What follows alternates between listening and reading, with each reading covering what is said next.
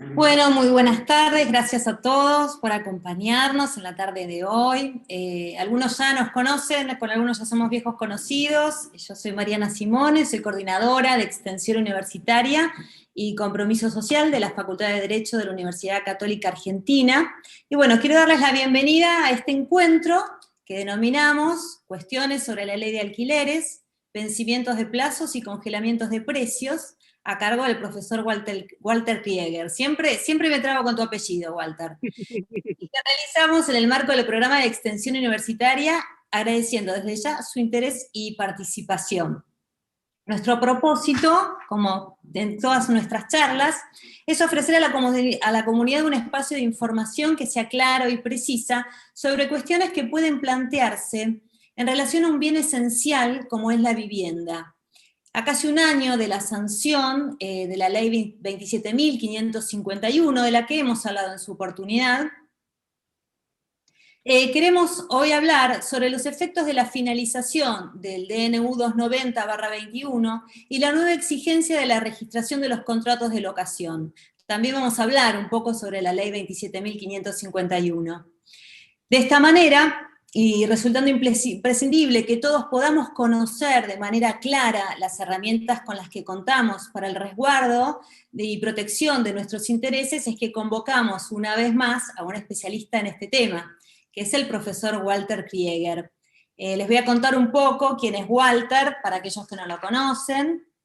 Walter es abogado, es doctor en Derecho con orientación en Derecho Privado, es posgraduado en Derecho y Emergencia Económica por la Universidad Menéndez Pelayo de España, es profesor en la UBA, en UCEMA y en UCES. Y es destacadísimo profesor, ahí llegaba, es destacadísimo y muy querido profesor en nuestra universidad, en nuestra casa, en la Universidad Católica Argentina. Y bueno, además quiero aprovechar para agradecer a mis coequiper, a las licenciadas Casariego y Altieri, que permanentemente colaboran y bueno, su trabajo es imprescindible para todas nuestras actividades, así que como siempre, muy agradecida con ellas. Bueno, Walter, estás en una situación muy especial. Sí, sí, como podrán notar, estoy en el auto. eh, a ver, la pandemia nos afecta a todos de alguna manera y nosotros no estamos exentos. Hemos cerrado la oficina por prevención, porque uno de los socios está con COVID, entonces por prevención no tengo la oficina disponible. Y en mi casa, bueno, tengo una familia, tengo nenes chiquitos y la verdad es que no iba a ser del todo cómodo poder dar una charla desde ahí con nenes corriendo y gritando de fondo. Así que optamos por hacerla desde el auto, para poder hacerlo bien y sin interrupción. Así que bueno, acá estamos. Bueno, un profesor todoterreno, ¿no? Por lo visto. Agradecido a los beneficios de la tecnología que nos permite resolver de esta manera, ¿no? Que nos permite dar una charla de cualquier lado.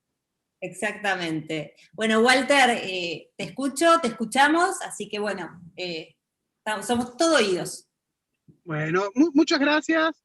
Gracias a la Católica, a la Universidad Católica por la invitación. Siempre es un placer, además es un servicio a la ciudadanía poder dar estas charlas que no son meramente académicas o jurídicas, sino que es procurar hacer un ida y vuelta con la gente que tiene alguna duda sobre algo que es tan esencial y tan básico en este caso como la vivienda, como recién decía Mariana. Por eso vamos a hablar 20 minutos, media hora, 40 minutos más o menos, y después vamos a abrir un espacio de preguntas que les pido que las hagan a través del chat y Mariana me las irá pasando, me las irá filtrando, así las vamos respondiendo. Eh, lo primero que tenemos que decir respecto a la regulación de los alquileres es que vivimos tropezando con la misma piedra desde hace 100 años. Desde el año exactamente 1921, en el gobierno de Hipólito Yrigoyen, que empezamos a regular la relación de los contratos locativos con el 11.156 y el 11.157, haciendo las mismas cosas que hacemos ahora, ¿no? Fijando plazos mínimos de duración de los contratos, limitando los depósitos que se le pueden pedir al locatario a la hora de alquilar, eh, haciendo en mayor o menor medida exactamente lo mismo desde hace 100 años. Y a juzgar por el resultado, la verdad es que nos ha ido muy mal, ¿no? Digo, deberíamos ver 100 años de resultado para entender que tenemos alquileres que son cada vez más caros para los locatarios, y más caros no en términos nominales, no porque aumente 10, 20 o 30% el alquiler, porque esto va de la mano de la inflación, sino porque cada vez necesitamos más porción de nuestros ingresos para destinar a cubrir el rubro vivienda, ¿no? Si antes necesitamos el 20% de lo que ganábamos para poder afrontar un alquiler, hoy esto está rondando el 50-60%, lo cual también impacta en la economía. Si tengo que gastar 50% de mi sueldo para pagar el alquiler, no tengo plata para consumir, ni para comprar ropa, ni para comprar comida, ni para comprar nada, ¿no? Entonces, hay un problema grande ahí, ¿no? Y con miras a empeorarse. Pero del otro lado del mostrador, este incremento de los alquileres, esta mayor proporción de los ingresos, no ha redundado en una mejora en la renta para los locadores, ¿no? Si hoy un departamento de 2 ambientes en Capital ronda el promedio de los $120.000 y un alquiler está en los 30.000 pesos, más o menos, que son aproximadamente unos $200, ¿cuántos años tengo que alquilar la propiedad para recuperar el capital invertido? O sea, es un pésimo negocio el alquiler para todos, para el locatario y para el locador. Y las estadísticas a un año de la 27551 nos muestra que la regulación ha sido realmente mala, no solamente por el incremento en el precio de los alquileres, porque obviamente los locadores han trasladado a precio los mayores costos de la ley, sino porque además hay un dato muy curioso de que el 40% de las viviendas destinadas a alquiler fueron sacadas del mercado. Entonces, si la economía que nos enseñaron en la secundaria no falla, de que a mayor demanda, menores precios, y viceversa, si hay menor oferta, voy a tener un incremento de precios, claramente estamos teniendo un problema de oferta muy grande, ¿no? Por hacer siempre lo mismo. Digo, tenemos los mismos problemas que hace 100 años porque hace 100 años venimos haciendo lo mismo. Creo que deberíamos empezar a pensar a hacer otra cosa, ¿no? Digo, por ejemplo, los peruanos no regulan el contrato de alquiler. No digo que hagamos eso, pero sería algo distinto de lo que venimos haciendo. Cuestión que además se vio un poco trastocada o agravada con los efectos del DNU 290/2020 como una respuesta del Estado a la emergencia que nos generó la pandemia. A ver, no es la primera vez que al mundo le toca atravesar una pandemia, una guerra, una situación de catástrofe.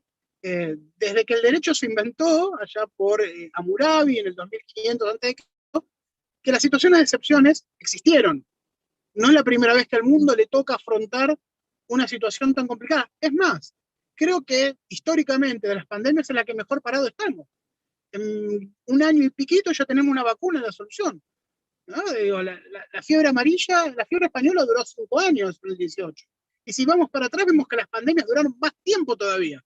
La peste negra en Europa, la fiebre amarilla acá en Argentina, digo, estamos mejor parados. Y sin embargo, y por lo tanto, la normativa de fondo ya traía soluciones a la situación de excepción.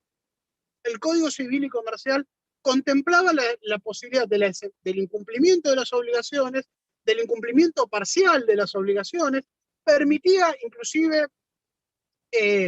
hablando llanamente, que el locatario no pague ningún alquiler y no generaba este barullo que nos va a generar el 290 que ahora vamos a charlar. Por lo tanto, a veces la emergencia nos mete a hacer excepciones de la excepción y termina haciendo más ruido y más problemas que soluciones. ¿Qué es lo que nos planteó el 290 en su momento? Todo el mundo pensó, nos suspenden el pago del alquiler, no hay que pagar alquileres. Y es mentira, el 290 nunca condonó los alquileres a los locatarios, sino que generó 2 escenarios.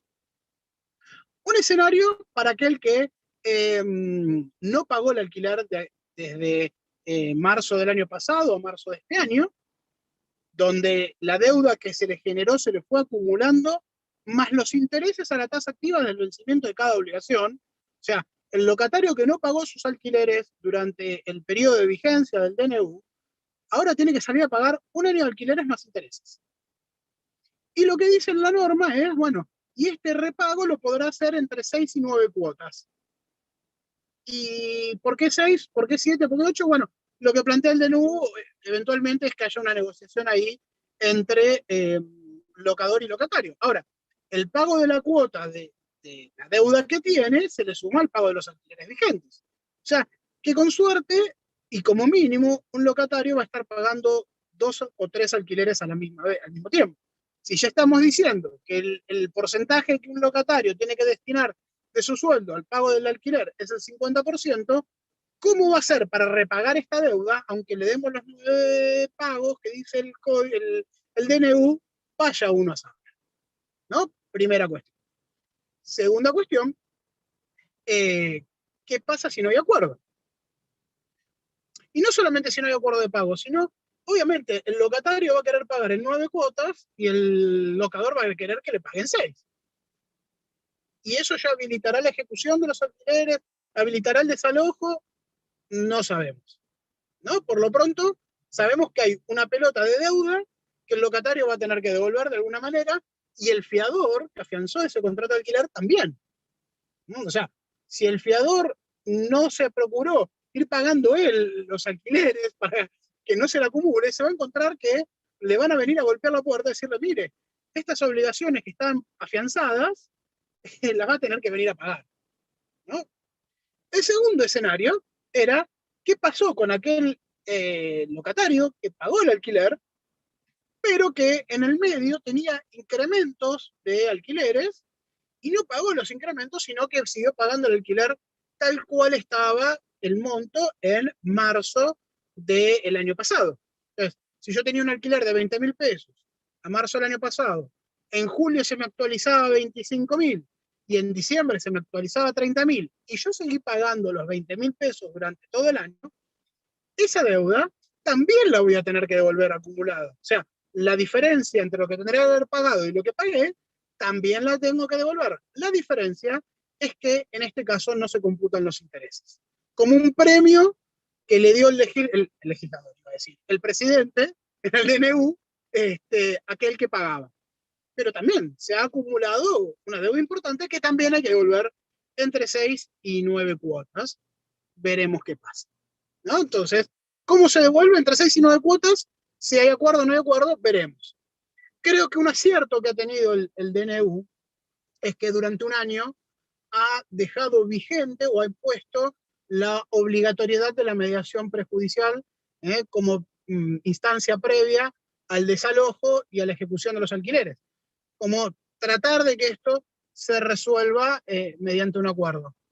En mi experiencia personal, yo me acuerdo que trabajaba en un juzgado civil cuando fue todo el despelote del año 2001, con las deudas hipotecarias y el valor del peso, y cuánto valía, si 3, si 1, y cómo refinanciar las deudas hipotecarias.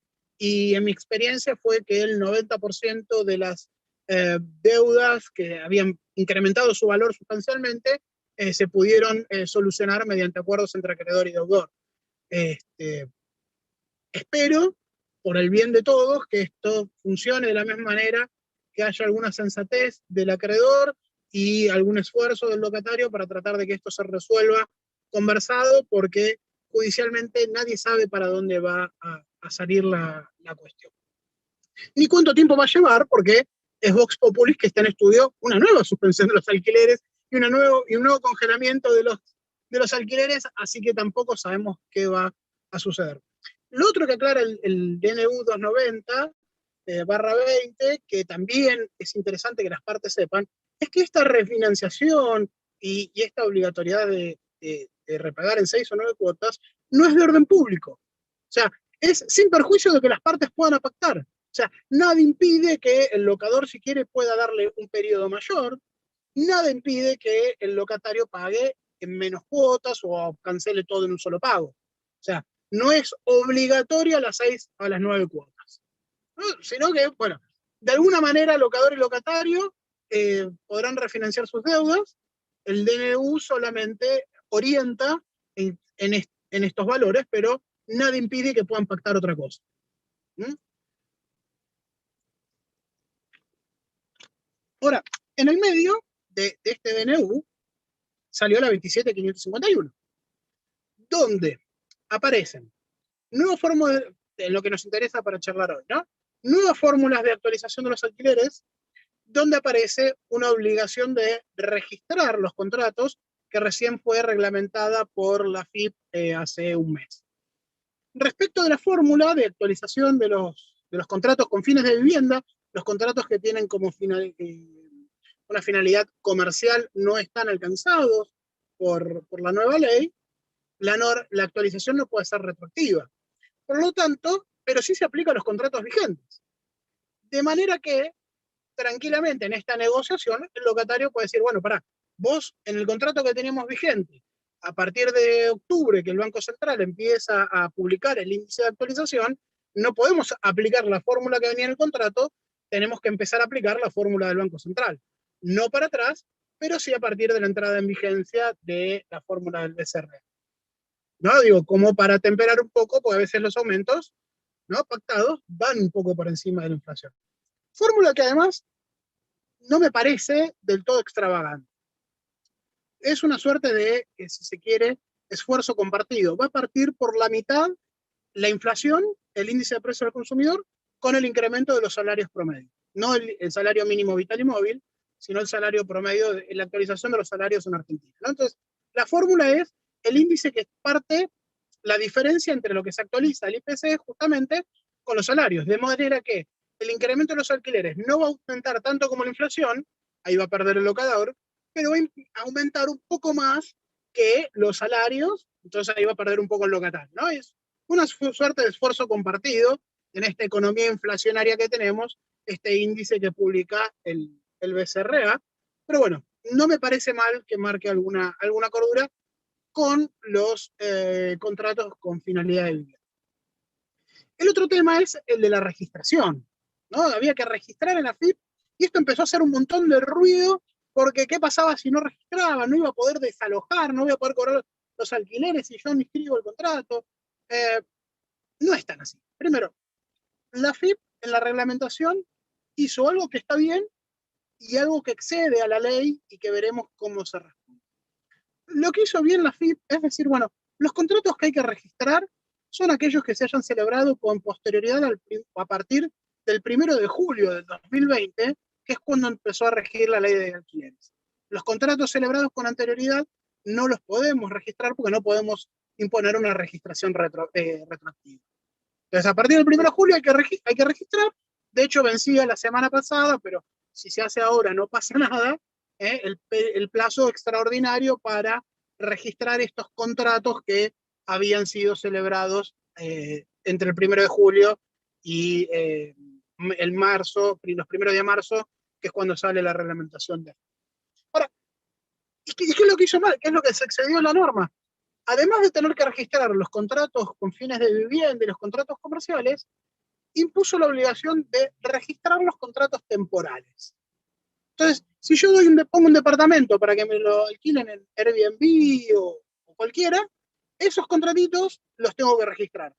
Si tengo un departamentito en Mar del Plata y lo alquilo por temporada, tengo que registrarlo. Si tengo una casa en Mar del Tuyú, tengo que registrarlo, ¿no? Entonces, ojo que la AFIP no solamente está poniendo el ojo en los contratos de alquiler con fines de vivienda, sino también en los contratos con fines turísticos, ¿no? Como primera medida.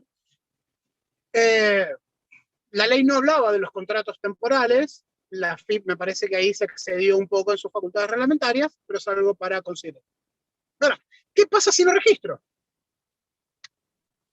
Absolutamente nada, porque la ley lo que establece, y lo convalida la propia resolución general de AFIP, es que si no hay registración, al momento de hacer valer ese contrato, ya sea por locador o por el locatario, el juez lo que va a tener que avisar es solamente a la AFIP, miren, acá me están viniendo a pedir algo respecto de este contrato.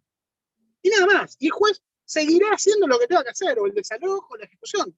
La AFIP evaluará si ese contrato está registrado o no está registrado, y si no está, pedirá que se paguen los impuestos que no se pagaron y cobrará las multas por la ley 11.184, que es la de el Código Fiscal. O sea, la sanción que vamos a tener es meramente fiscal y a través de la AFIP. Después cada uno evaluará si conviene o no conviene, de acuerdo al tipo de negocio, registrar o no registrar. Con el agregado además que si el valor del alquiler es menor a 6.800 pesos, no hay que registrarlo. Lo cual, salvo en los contratos temporarios, me parece muy difícil que haya alquileres por debajo de 6.800 pesos. Entonces, no registro, no pasa nada, voy a poder desalojar igual, voy a poder ejecutar igual. En todo caso, tendré un problema con AFIP que me va a golpear la puerta si soy el locador y me dirá, ingréseme el IVA, ingréseme ganancias, págueme la multa por no haber registrado este contrato. Punto. Y al locatario también, la falta de registración le traerá un perjuicio en la medida que si el locatario tiene que pagar ganancias y no, el contrato no está registrado, no va a poder hacer la deducción de ganancias de su salario, de sus ingresos. Entonces, a veces hasta el locatario le puede llegar a convenir la registración por este beneficio. Claramente que después empieza la discusión, bueno, ¿quién paga el IVA? ¿Quién paga los impuestos? Que no nos mintamos, siempre eso después termina trasladado a precio. Cuando el gobierno de la Ciudad de Buenos Aires nos dice los martilleros no pueden cobrarle la comisión al locatario, solamente se la pueden cobrar al locador, es mentira, lo termina pagando el locatario porque ese mayor costo termina trasladado a precio. No podemos ser tan ingenuos de creer que el locador va a decir, ah, no, la ley me lo prohíbe, lo pago y ya. No, se traslada a precio. Va a funcionar funciona de esa manera porque así funciona la economía. No hay mucho secreto sobre eso. Entonces, ¿qué escenario tenemos hoy?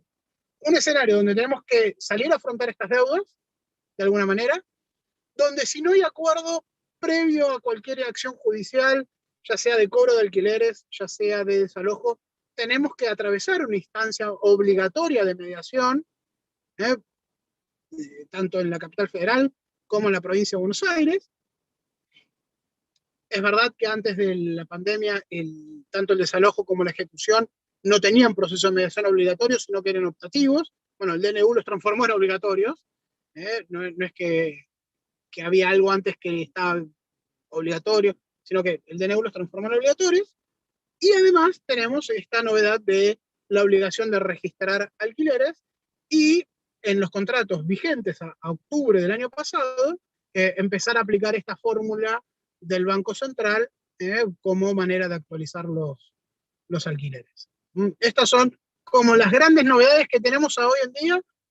Vamos a ir viendo qué va sucediendo en el futuro, pero ¿a dónde estamos parados? Es acá, ¿no? Me parece que esto es lo central, que esto es lo principal, y me parece interesante ver qué dudas hay del otro lado. La verdad que clarísimo, Walter, como siempre, súper, súper claro y ameno sobre todo. Pues la verdad que son temas complejos, sobre todo, bueno, para aquellos que no tienen conocimientos de derecho, que es la inmensa mayoría de la gente, ¿no? Y bueno, y son temas que nos afectan en nuestra vida cotidiana. Claro. Por lo pronto hay temas muy positivos como lo que, bueno, que vos señalaste, la instancia de mediación previa, que eso nos puede evitar llegar a una instancia judicial, y es verdad que se resuelven la mayoría de los casos favorablemente en esta instancia de mediación.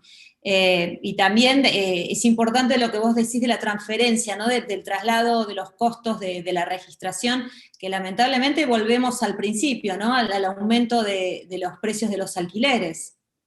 Con la Y lo que están arrojando las estadísticas es que ya desde la sanción de la 27.551, al día siguiente hubo un movimiento del 30 al 40% del valor de los alquileres.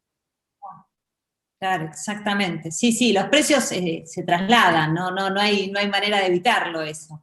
Es así. Acá hay algunas preguntitas que dejaron en el chat. ¿Vale? Bueno, muchos te felicitan, el grande Walter ponen. Este, acá me estaban preguntando dónde efectuar los reclamos, pero no ¿hay dónde efectuar reclamos en materia de alquileres? A ver, depende de qué reclamos y a quién. A ver, para los inquilinos hay algunas ONG que tutelan los derechos de los inquilinos agrupados, creo que es una. Hay algunas ONG, si no, pueden consultar a un abogado y si hay una cuestión de recursos dando vueltas, bueno, están los patrocinios jurídicos de las universidades, del colegio de abogados, dando asesoramiento sobre estas cuestiones. Exactamente, pero no hay una oficina como tenemos, por ejemplo, defensa del consumidor para No, estas cuestiones. Para esto no. no, porque además hay muchas cuestiones que son materias locales, entonces no están previstas. Está bien, perfecto. Otra preguntita que había quedado acá en el chat es, ¿Cuánto cobra la FIP para la registración de los contratos? La FIP no cobra nada, la registración es gratuita y se hace por la página web de la FIP. Lo que empieza a hacer la FIP es a cobrar ganancias e IVA, depende de la situación tributaria del locador. Si el locador y el monto del alquiler, si el monto del alquiler está por debajo del 1.700.000 pesos, el locador se tendrá que inscribir como monotributista y pagar el monotributo para facturar esa locación. Si el monto de las locaciones va a superar el 1.700.000 pesos al año, se tendrá que inscribir como autónomo y pagar IVA y ganancias sobre esos alquileres. ¿Ese monto es sobre el total de las locaciones que tenga o sobre una? ¿O se No, suman? sobre el total facturado en un año. Ah, perfecto, está bien. Y otra pregunta más.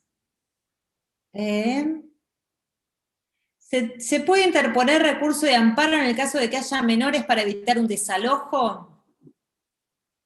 A ver, es difícil. A ver, normalmente el desalojo procede, lo que hace el tema de la existencia de menores es dar intervención a la Defensoría de Menores, a las oficinas, si es en la Ciudad de Buenos Aires, de asistencia del menor de la ciudad, que van a dar alguna asistencia, dan un subsidio, creo que dan la posibilidad de ir a un hotel durante algunos días, pero no hace otra cosa que eso. No frena el desalojo porque también hay un derecho en propiedad ahí del locador.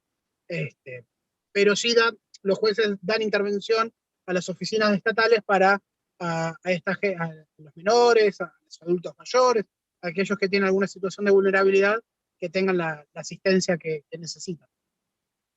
Perfecto. A ver si hay alguna pregunta más. Bueno, te están preguntando, está bueno repetirlo. Quería saber a partir de qué monto se debe registrar un alquiler. Los que superan los 6.800 pesos.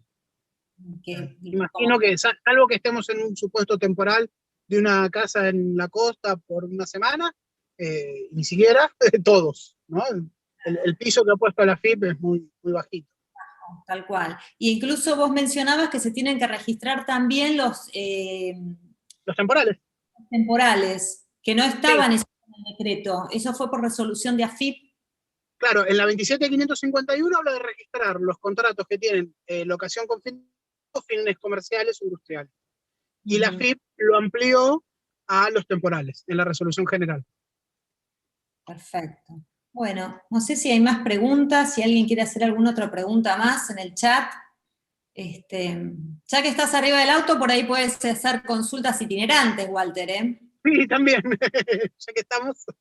Sí, sí. No, me parece que no hay más preguntitas. No, la verdad que como siempre tan claro que se entiende todo, se entiende absolutamente todo.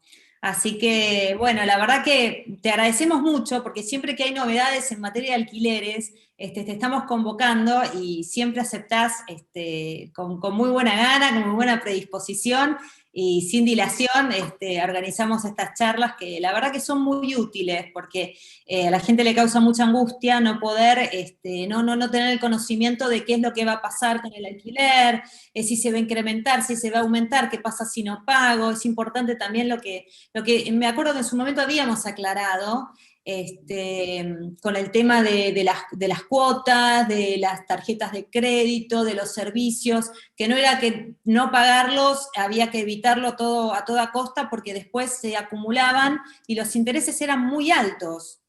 Tal cual, y de hecho se han armado algunos cuellos de botella en septiembre, octubre del año pasado, porque ya no se prorrogaron los servicios las tarjetas de crédito, o volvieron a financiar a intereses muy altos, así que sí, se han acumulado un montón de cosas ahí de cosas que habían estado suspendidas y de repente la gente estuvo obligada a salir a pagar.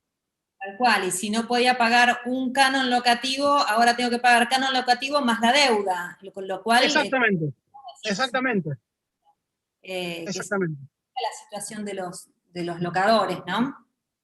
Así Sí, que, bueno, Walter, no hay más Parece que la idea de que vuelva a los 2 años para la vivienda, ¿hay algo de eso? ¿Se comenta que vuelve el plazo mínimo de 2 años? Hay un par de proyectos de ley dando vueltas, pasa que no me parece que este sea el año para tratarlo, donde volverían a 2 años para vivienda y 3 para comerciales, lo cual me parece lo más lógico. O sea, damos la vuelta en círculo, salimos de 2 años para volver a la misma distinción, pero bueno, por ahora no hay nada, hay un montón de proyectos dando vueltas, hay un proyecto de reforma a la ley de defensa del consumidor para hacer un código del consumidor, hay un montón de normas interesantes en el Congreso dando vueltas. Una cuestión que quedó también devorada por la pandemia, todo un proyecto sobre insolvencia de los consumidores y el sobreendeudamiento y cómo refinanciar deudas, que era súper importante, que hay cosas que han quedado durmiendo, ¿no? por las circunstancias, Tal y cual. más en un año electoral. Mira, acá me sale una pregunta muy interesante. ¿Se debe registrar un contrato si es de una fundación sin fines de lucro? Sí, a ver, la FIP no puso ninguna exclusión a eso. Porque vos le avisás a la FIP, lo que haces con la registración es, le avisás a la FIP que tenés el contrato. Después, el régimen tributario aplicable a ese contrato es del contribuyente que lo registra. Entonces, la fundación pagará o no pagará en función su, de su régimen jurídico. ¿Mm? Pero la registración es inevitable, no Sí, importa. y unas cosas que aclara la FIP y muestra también un poco las apuradas a las que fue hecho todo esto, la FIP no admite, por ejemplo, que 3 condóminos registren un contrato en una sola registración. Hay que hacer 3 registraciones, una por cada condominio. O si en un mismo contrato de alquiler alquilo 2 inmuebles, tengo que hacer una registración por cada inmueble.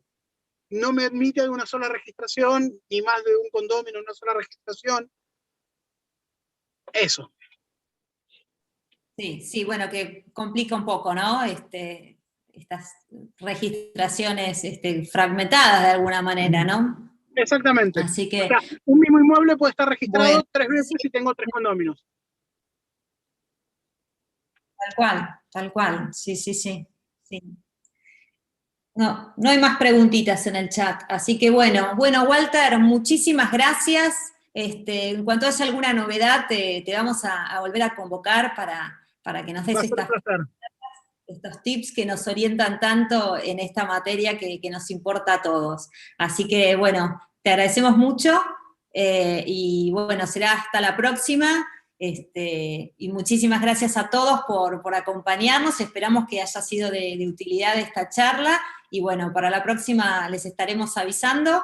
Muchísimas gracias Walter nuevamente y bueno, gracias a todos. Gracias, nos vemos.